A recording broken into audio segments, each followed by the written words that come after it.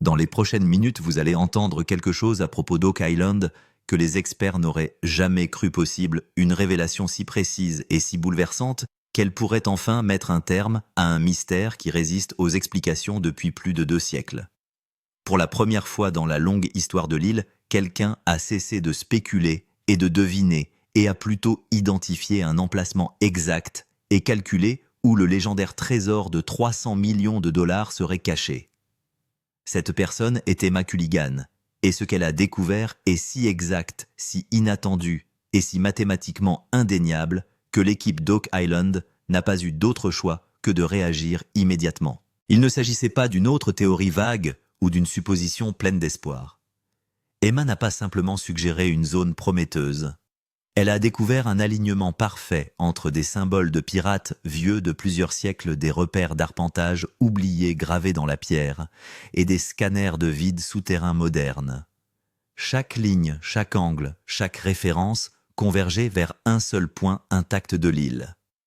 Un endroit que personne n'avait jamais fouillé. Et si ces découvertes étaient correctes, ce ne serait pas seulement un autre chapitre de l'histoire de l'île d'Oak Island. Ce serait le moment où le mystère du trésor le plus ancien au monde s'ouvrirait enfin. Ne détournez donc pas le regard, car ce qui a suivi pourrait bien être la percée la plus importante que l'île d'Oak Island ait jamais connue. Et avant d'aller plus loin, abonnez-vous. Cela nous permettra de continuer à vous présenter des découvertes qui semblent impossibles jusqu'à ce que soudain, elles ne le soient plus. Le matin où Emma Culligan est revenue à Oak Island, l'île elle-même a semblé s'arrêter. Pas les vents violents et agités que l'équipe avait combattus toute la saison, mais une étrange immobilité comme si la terre la regardait arriver. Elle est sortie du camion avec une intensité tranquille que Rick Lagina a remarqué instantanément. Il n'y avait pas d'hésitation dans ses mouvements, pas d'énergie de recherche. Il y avait une certitude. Rick avait passé des années entouré d'experts, d'ingénieurs, de théoriciens et d'historiens. Il avait vu des centaines de personnes arriver avec des idées audacieuses et des expressions pleines d'espoir. Mais Emma ne marchait pas comme quelqu'un qui poursuit une théorie. Elle se déplaçait comme quelqu'un qui savait déjà où la vérité était enfouie, comme si elle ne revenait pas pour chercher mais pour confirmer. Un lourd brouillard d'aube se drapait sur le marais s'enroulant en couches épaisses et sourdes qui avalaient les sons et brouillaient les distances. Il donnait à l'île un poids ancien, presque cérémoniel. La brume s'accrochait aux bottes d'Emma alors qu'elle traversait vers l'œil du marais, s'enroulant autour de ses chevilles, comme si l'île elle-même était réticente à révéler ce qu'elle était sur le point d'exposer. Rick la suivait de près tandis qu'elle étalait des décennies de cartes topographiques, des cartes qu'il avait étudiées pendant la moitié de sa vie, des cartes qui définissaient l'héritage d'Oak Island. Pourtant, Emma les lisait différemment. Elle ignorait les lignes audacieuses qui avaient obsédé des générations de chasseurs de trésors. Au lieu de cela, elle traçait de légères marques que la plupart des gens considéraient comme sans importance. Elle s'arrêtait sur des régions ombragées que d'autres avaient complètement ignorées. Chaque fois que son doigt s'arrêtait, Rick sentait sa poitrine se resserrer. La même pression qu'il avait ressentie dans les rares moments où il avait cru qu'il se tenait au bord de quelque chose de réel. Pour la première fois depuis des années, l'île ne semblait pas endormie ou résistante. Il se sentait en alerte, comme si quelque chose d'enfoui sous la boue, l'eau et la pierre avait enfin reconnu la bonne personne qui se tenait au-dessus d'elle. La promesse chuchotée d'une chambre forte cachait la légende d'une richesse inimaginable n'avait plus l'air d'un folklore. Elle se sentait proche, une proximité inconfortable. Emma s'agenouilla près du centre du marais et pressa ses doigts gantés dans la terre humide. Elle hocha lentement la tête presque pour elle-même, comme si elle confirmait une pensée qu'elle avait portée en silence pendant des années. Puis, elle fit signe à l'équipe de se rassembler. Dès que son équipement a émis son premier signal, tout a changé. Une légère distorsion est apparue sous l'œil du marais.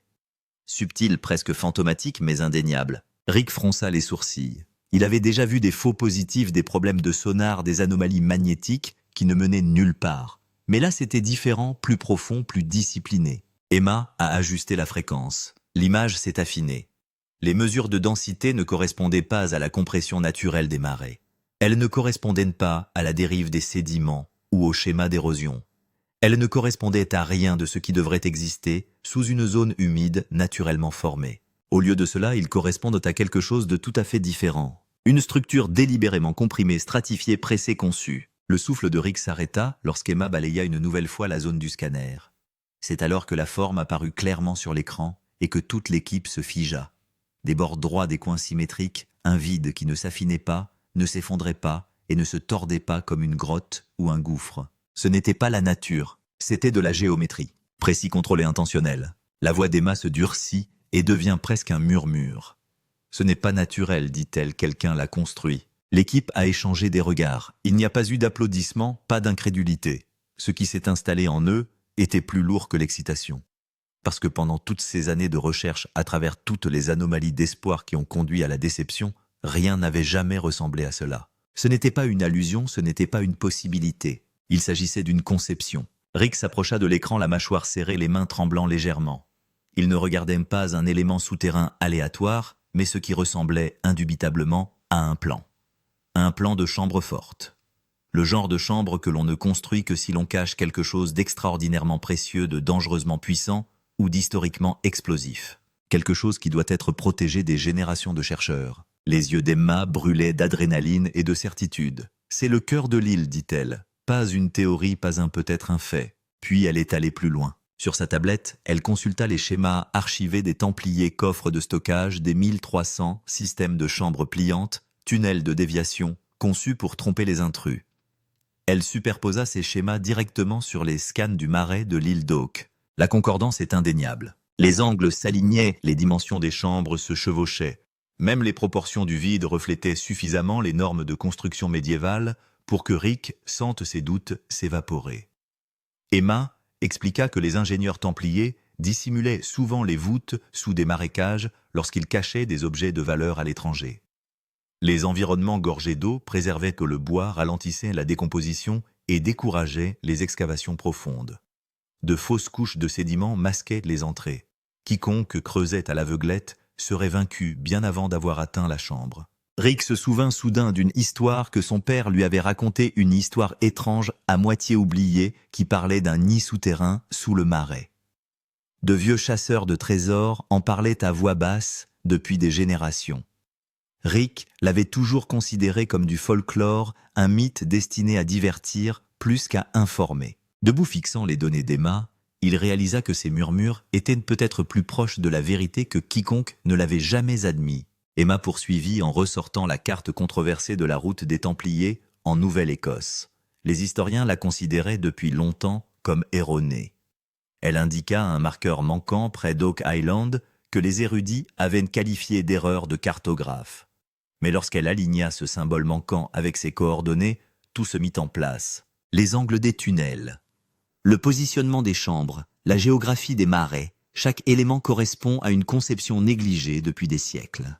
C'est alors qu'elle a fait la révélation qui a complètement changé le poids du moment. Cette chambre n'était pas réservée à l'or. C'était un dépôt, un sceau, un endroit destiné à protéger des documents, des reliques, peut-être des connaissances qui n'ont jamais été destinées à être trouvées par la force ou le hasard, mais seulement par la compréhension du code. Si elle avait raison, il ne se trouvait pas simplement au-dessus d'un trésor de 300 millions de dollars. Il se tenait au-dessus de quelque chose qui pouvait réécrire l'histoire. Il se trouvait au-dessus d'une chambre forte, susceptible de réécrire l'histoire de l'Amérique du Nord. Une chambre forte délibérément conçue, construite avec précision, cachée sous un marécage que des mains ordinaires n'étaient pas censées découvrir. Pour la première fois depuis que Rick Laganina a posé le pied sur Oak Island il y a plusieurs décennies, le trésor n'avait plus rien de mythique. Cela semblait tangible, traçable, réel. Sans un mot, Emma se dirigea vers la table à cartes et étala un transparent sur les scans. Rick se pencha tandis que les lignes formaient des cercles, des arcs et des angles. Elle toucha le centre et le rendu numérique se déplaça, mettant en évidence le champ d'étoiles tel qu'il était apparu dans 1347 virgules. Instantanément, les coordonnées du marais qu'il venait d'explorer s'alignèrent sur un axe invisible s'étirant vers le nord. En faisant tourner la projection, elle a fait planer Polaris directement au-dessus du centre du marais. La coordonnée n'était pas aléatoire. Elle reflétait l'étoile polaire avec une précision mathématique. Emma a expliqué que les premières voûtes templières n'étaient pas cachées uniquement par des repères de surface. Les entrées, les tunnels et les chambres secondaires étaient codées par la géométrie céleste. Sans l'année stellaire correcte, les explorateurs cherchaient toujours au mauvais endroit. Elle a lancé une superposition temporelle déplaçant la rotation du ciel à travers les siècles. Rick a regardé l'alignement dériver lentement la trajectoire des étoiles s'éloignant de la coordonnée du marais. Toutes les fouilles sur cette île, a expliqué Emma, ont utilisé des cartes stellaires modernes, pas les historiques. Ils étaient tous désalignés de quelques mètres seulement, suffisamment pour faire échouer toutes les tentatives, faire en sorte que chaque effondrement de tunnel ressemble à de la malchance et que chaque déclenchement de tunnel d'inondation semble aléatoire. Lorsqu'elle cliqua à nouveau sur l'alignement des 1300, la trajectoire des étoiles s'enclencha parfaitement, formant une géométrie triangulaire qui pointait vers un seul sommet, l'endroit exact où se trouvait Emma. Rick n'a même pas essayé de parler. La prise de conscience l'a frappée comme un raz de marée. Elle avait défait des siècles d'interprétations erronées, des milliers d'heures de travail, des montagnes d'argent et le chagrin d'innombrables chasseurs de trésors. Tout cela en une nuit. La carte, le marais, le coffre-fort n'avaient pas changé, mais la lentille à travers laquelle l'histoire les voyait l'avait finalement fait. Avant que l'équipe n'ait eu le temps de comprendre, elle s'est rendue dans le marais avec les nouvelles coordonnées marquées. La première sonde a percé la surface de l'eau et s'est enfoncée dans une boue qui semblait plus épaisse que d'habitude, presque résistante. À mesure qu'elle s'enfonçait, des bulles s'élevaient lentement, délibérément, comme si le marais lui-même exhalait. Elle n'a pas réagi comme de la boue et de l'eau ordinaire, mais comme quelque chose de scellé. Marty s'est accroupi sur le bord observant la forme des bulles. « On a l'impression que la pression s'égalise, dit-il. Comme si nous venions de percer une chambre verrouillée depuis des siècles. Les bulles n'ont pas été créées au hasard. Elles pulsaient, comme si un espace fermé en dessous libérait de l'air emprisonné. » Emma ne broncha pas. Elle se contenta de le noter, disant que c'était exactement ce à quoi elle s'attendait. Les ingénieurs templiers, a-t-elle expliqué, étaient passés maîtres dans l'art de la tromperie hydraulique. Ils avaient conçu des couches de marais pour dissimuler les entrées des voûtes, utilisant la pression de l'eau pour les sceller et les préserver. La réaction n'était pas un avertissement, c'était une confirmation. Lorsque le gaz s'est dispersé, une légère odeur s'est élevée. Rick l'a capté en premier. Ancien terreux boisé. Non pas pourri, mais préservé. Le genre de bois qui se forme uniquement lorsque le vieux bois de construction est privé d'oxygène pendant des siècles. Il a échangé un regard avec Marty. Tous deux ont ressenti la même secousse. Il ne faisait pas que sonder la boue. Il touchait l'environnement du constructeur d'origine. Plus la sonde s'enfonçait, plus les choses devenaient claires. Les couches de sédiments laissaient place à quelque chose de plus dur, peut-être des murs de soutènement remplis d'argile ou des poutres de plafond effondrées. La tension superficielle du marais se modifia, formant de subtiles ondulations aux motifs géométriques. On avait l'impression que le marais n'en était pas un, mais qu'il s'agissait d'un camouflage drapé sur un système architectural. Emma regarda les relevés se stabiliser, son expression s'affinant. Tout ce qu'elle avait prédit à partir de l'alignement céleste correspondait à la réalité du terrain.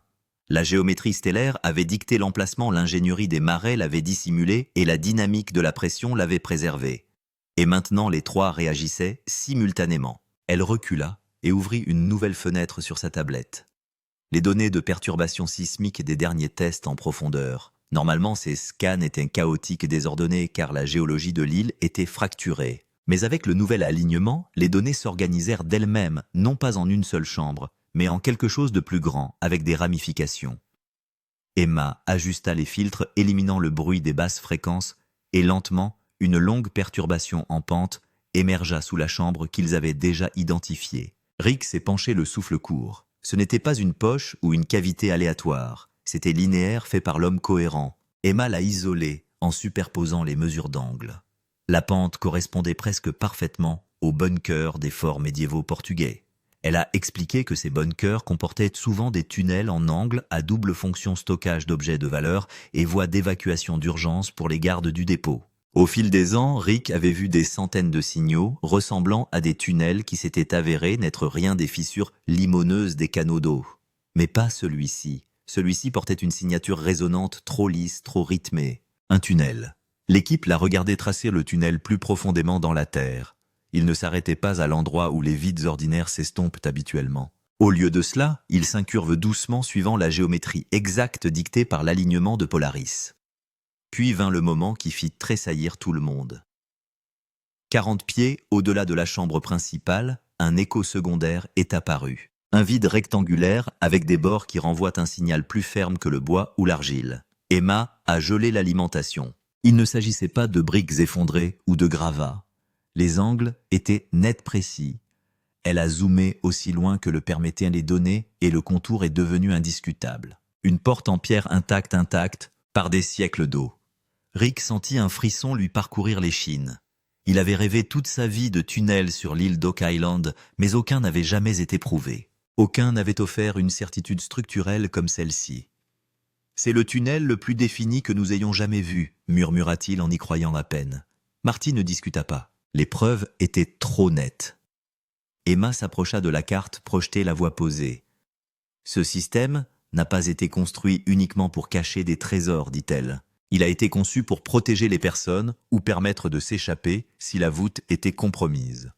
Une prouesse d'ingénierie à double usage, rare. Complexe, il n'a presque jamais été retrouvé intact après 7 siècles d'intempéries, d'inondations et d'interférences humaines. Pourtant, il était là, conservant sa forme sous le marais, gardant toujours ce que les Templiers avaient enfermé à l'intérieur. Une fois le tunnel entièrement cartographié et l'alignement des étoiles confirmé, Emma demanda à l'équipe d'effectuer un balayage sismique plus profond le long du couloir. Au fur et à mesure que la sonde avançait, les retours se précisaient, révélant un groupe de relevés à l'extrémité de la chambre, voûté une anomalie si dense que le logiciel traîna un instant avant de se stabiliser. Ce n'était pas l'écho granuleux d'un morceau de bois. Ce n'était pas l'uniformité lisse de la pierre. C'était déchiqueté, stratifié, lourd, métallique, mais ce n'était pas un seul objet. Emma fit un zoom avant tandis que la carte de densité passait au rouge et au noir, la signature révélatrice d'une masse extrêmement élevée. Le signal formait des contours qui se chevauchaient comme des plaques pressées les unes contre les autres ou des barres effondrées sous des siècles de pression. Marty se pencha par-dessus son épaule, les yeux écarquillés. Il avait vu ce modèle de fréquence dans des études archéologiques sur les hordes européennes, dans des voûtes en Espagne, où des lingots d'or, des calices et des reliques cérémonielles s'étaient fusionnés sous terre pendant des siècles. La signature correspond presque parfaitement. Emma élargit le champ de masse et effectue un calcul de poids. Le logiciel traite la densité, le volume, la profondeur et la résistance. Lorsque le chiffre apparut, elle inspira brusquement. Un peu moins de 4000 livres. Rick cligna des yeux abasourdis. 4000 livres de matériaux métalliques enterrés dans une chambre conçue pour la stabilité protégée par l'alignement des étoiles, scellée sous un marais à pression contrôlée. Emma a recalibré, vérifié à nouveau. Le chiffre n'a pas bougé. Seuls des artefacts métalliques empilés ou une horde d'or concentré peuvent produire une signature aussi intense. Au cours actuel même, une fraction de ce poids pourrait atteindre 300 millions de dollars. Et si les objets n'étaient pas de simples lingots, mais des reliquaires templiers ornés ou des trésors cérémoniels, la valeur réelle pourrait être bien plus élevée. Cette chambre ne cachait pas seulement des richesses, elle cachait aussi des intentions. Rick recula, incapable d'assimiler l'écrasante réalité. Pendant des décennies, il avait creusé, fouillé, scanné, théorisé et prié pour être à portée de main des preuves. Pourtant, malgré toutes ces années d'efforts, le marais, cet endroit qu'ils avaient étudié, drainé, interrogé, rejeté et revisité, avait gardé son secret à des centimètres au-delà d'eux. Il se souvint de ses premiers jours sur l'île, lorsqu'il croyait encore que le trésor pouvait communiquer d'une manière mystique. Son père avait dit un jour qu'elle n'était pas simplement cachée. Elle voulait être trouvée par la bonne personne. En regardant Emma se tenir au-dessus du scanner alignant les cartes stellaires et les lignes sismiques avec la calme certitude de quelqu'un qui résout un code, Rick réalisa quelque chose qu'il n'avait jamais osé envisager. Peut-être que l'île l'attendait depuis le début. Chaque fausse piste, chaque fouille ratée, chaque effondrement avait éloigné les recherches du Money Pit vers ce moment précis. Pour la première fois, Rick ne voyait pas une île lui résister. Il voyait une île qui répondait au bon esprit. Emma croisa à nouveau la masse et la pente du tunnel resserrant ses calculs. Les données répondirent comme si un mécanisme avait été déverrouillé. La séquence correcte est enfin entrée. Le poids des décennies a pesé si lourdement sur les épaules de Rick qu'il a dû se stabiliser contre la table d'équipement. Il a fixé Emma la voix à peine plus haute qu'un murmure. « Vous avez peut-être résolu le problème de l'île. » Emma n'a pas répondu. Elle était déjà en train d'extraire les structures des 200 dernières années de théorie de l'excavation. Diagramme du Money Pit, des tunnels d'inondation, des effondrements, d'encoffrements et des légendaires couches de rondins. Elle a disséqué chacun d'entre eux numériquement, puis les a superposés sur les nouveaux scans du marais. Ce qui en est ressorti n'était pas une contradiction. Depuis des générations, les chasseurs de trésors pensaient que le puits d'argent était l'épicentre. Mais Emma a mis en évidence de nombreuses failles, les incohérences des premiers récits, l'impossibilité de certaines prouesses techniques attribuées aux bâtisseurs, le fait qu'aucun ingénieur médiéval n'aurait créé une entrée verticale pour un dépôt inestimable. Le Money Pit n'était pas une chambre forte, il n'était même pas conçu pour contenir quoi que ce soit. C'était un leurre. Elle a présenté des preuves montrant que la construction du puits reflétait les stratégies connues de détournement des Templiers de faux puits destinés à s'effondrer, à être inondés ou à tromper les intrus. Le but n'était pas de cacher le trésor sous terre. Le but était de détourner l'attention de la véritable chambre forte, placée latéralement et accessible par la chambre cachée du marais. Les fameux tunnels d'inondation qui avaient déconcerté les chasseurs de trésors pendant des siècles prenaient soudain tout leur sens. Ils n'étaient pas le fruit du hasard. Il s'agissait d'alarmes de pièges hydrauliques conçues pour se déclencher lorsque la pression changeait près du puits d'argent, garantissant que quiconque creuserait là se noierait bien avant d'atteindre la véritable chambre forte. Marty a expiré brusquement lorsque le déclic s'est produit. Chaque astuce d'ingénierie, chaque effondrement, chaque revers exaspérant. Il ne s'agissait pas d'échecs mais de protection délibérée conçue par une culture célèbre pour dissimuler des secrets derrière des couches de confusion intentionnelle. L'île n'était pas un puzzle chaotique. Il s'agissait d'une stratégie brillamment orchestrée. Emma a mis en évidence le fait que même les premiers chercheurs des 1700 avaient déclenché par inadvertance les défenses de l'île en creusant au mauvais endroit. À partir de ce moment, tous les explorateurs qui ont suivi la même hypothèse erronée selon laquelle la fosse était le cœur. Mais maintenant, avec la géométrie céleste, la cartographie sismique et le décodage structurel mis à nu, la vérité devenait presque douloureusement évidente. La voûte n'a jamais été sous la fosse. Elle a toujours été destinée à être approchée de côté à travers la chambre marécageuse, alignée sur les étoiles le long du tunnel incliné et dans la voûte de la porte de pierre où la masse métallique attendait sans être touchée. La carte s'est transformée devant eux, non pas en un chaos de théories contradictoires, mais en une conception unique et cohérente. Une séquence délibérée d'alignement d'erreurs d'orientation et de préservation conçue par des gens qui ont anticipé les intrus des siècles à l'avance. La chambre, le tunnel, la porte de pierre, la horde métallique, ce n'étaient pas des fragments d'indices sans rapport les uns avec les autres. Ils étaient le produit d'un plan architectural unifié, exécuté avec précision, caché avec intention.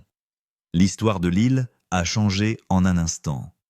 Ce n'était plus un paysage de confusion et de spéculation. C'était l'exécution d'une grande stratégie. Une stratégie qu'Emma Culligan venait de décoder pièce par pièce. Satisfaite que le modèle numérique soit parfaitement aligné avec les scans du sol, Emma dirigea l'équipe vers le marais, les yeux scrutant tout ce qui pourrait confirmer la carte dans la réalité. Alors qu'ils avançaient, une fine couche de boue se détacha sous son gant révélant un triangle de pierre taillé avec précision. Ses bords étaient anormalement parfaits, sa symétrie trop précise pour être accidentelle. Rick faillit tomber à genoux. La forme était indubitable, le même langage géométrique que la croix de Nolan, le même vocabulaire mathématique gravé dans les eaux d'Oak Island. Seulement ce triangle était pointé comme une flèche dirigée droit vers l'anomalie qu'Emma avait détectée, un marqueur qui avait attendu des siècles pour être lu. Marty traça l'angle avec un niveau laser, et le faisceau traversa le marais vers les coordonnées exactes qu'Emma avait calculées. L'alignement correspondait à la trajectoire céleste de 1347 qu'elle avait cartographiée là où l'étoile polaire se trouvait pendant les dernières années de la dispersion des Templiers. La géométrie, la trajectoire des étoiles. La précision de l'époque des Templiers, tout s'emboîtait avec une clarté qui semblait presque scénarisée. Rick murmura qu'il s'agissait du marqueur que toutes les équipes de recherche précédentes avaient franchi sans se rendre compte de sa signification. Maintenant découvert et indéniable, il complétait la connexion entre la carte, le sol et la voûte. Une confirmation physique de tout ce qu'Emma venait de décoder. Le treuil cliqueta, tandis que la sonde s'abaissait dans l'étroite ouverture. Emma triangula. Pour la première fois de la saison, personne ne parla. Pas même Jack. La tige métallique descendit à travers la tourbe molle, puis le limon, puis l'argile épaisse, puis un bruit sourd, un son creux et structuré, l'incomparable choc du bois travaillé. Le pool d'Emma s'accéléra.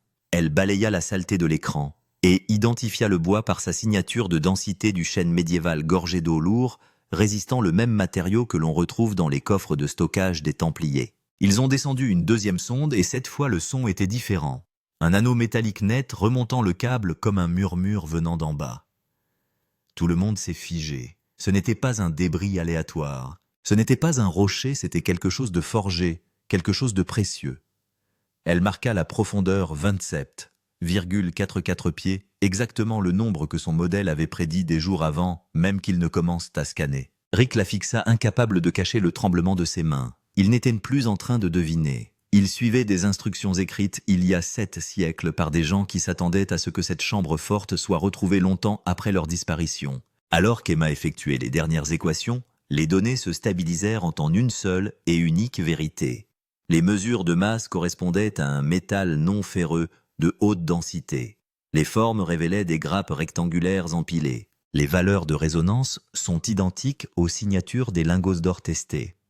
Le revêtement en pierre de la chambre forte semble intact. Rien n'a bougé. Rien ne s'était effondré, rien n'avait fui. Tout était scellé exactement comme il avait été construit. Elle s'est tournée vers l'équipe et l'a dit clairement sans drame ni hésitation. Il s'agit de la plus grande probabilité de découverte d'un trésor sur Oak Island. Le visage de Rick s'est effondré non pas de peur, mais d'admiration. Des décennies de recherche, des décennies d'impasse, des décennies de souffrance et de persévérance. Et voilà qu'Emma lui donnait la réponse la plus proche de celle que personne n'avait jamais eue. Il s'avança tandis qu'elle plaçait un simple drapeau rouge dans la boue. Pas de cérémonie. Pas de discours, juste un marqueur au-dessus des coordonnées que son système avait vérifié sans l'ombre d'un doute. Le soleil s'abaissait au-dessus du marais, jetant de longs reflets dorés sur l'eau, comme si l'île elle-même reconnaissait ce qui venait de se passer. 300 ans de légende d'égarement, de sacrifice et d'obsession.